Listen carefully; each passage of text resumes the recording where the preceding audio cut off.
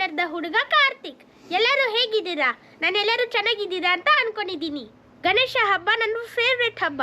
ಇವತ್ತು ಗಣೇಶ ಚತುರ್ಥಿ ಇದೆ, ಅದಕ್ಕೆ ನಾನು ತುಂಬ ಎಕ್ಸೈಟೆಡ್ ಆಗಿದ್ದೀನಿ. ನಾವಿವತ್ತು ಗಣೇಶ ಹಬ್ಬ ಹಾಸ್ಟೆಲಲ್ಲಿ ಹೇಗೆ ಮಾಡ್ತೀವಿ, ಏನೇನು ಹೋಗಿ ತಗೋತೀವಿ, ಏನೇನು ನೋಡ್ತೀವಿ ಅಂತ ಎಲ್ಲ ತೋರಿಸ್ತೀನಿ. ನೀವು ನನ್ನ ಜೊತೆ ಗಣೇಶ ಹಬ್ಬನ ಸೆಲೆಬ್ರೇಟ್ ಮಾಡಕ್ಕೆ ರೆಡಿ ಇದ್ದೀರಾ? ಬನ್ನಿ ಹೋಗೋಣ.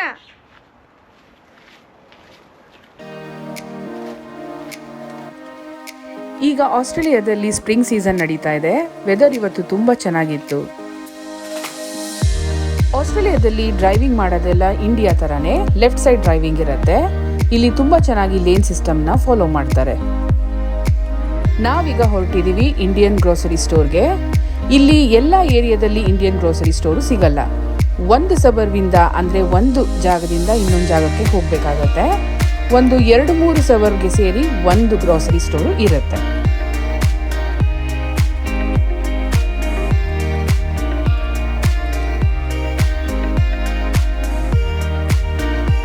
ನಾವೀಗ ಹೋಗ್ತಾ ಇರೋ ಇಂಡಿಯನ್ ಸ್ಟೋರ್ ತುಂಬ ಫೇಮಸ್ ಇಲ್ಲಿ. ಅಲ್ಲಿ ಎಲ್ಲ ಥರದ ಐಟಮ್ಸ್ಗಳು ಸಿಗುತ್ತೆ. ನಮಗಿವತ್ತು ಗಣೇಶ ಮತ್ತು ಪೂಜೆಗೆ ಬೇಕಾಗಿರೋ ಸಾಮಾನೆಲ್ಲ ಸಿಗುತ್ತೆ ಅಂತ ಅಂದ್ಕೊಂಡಿದ್ದೀವಿ.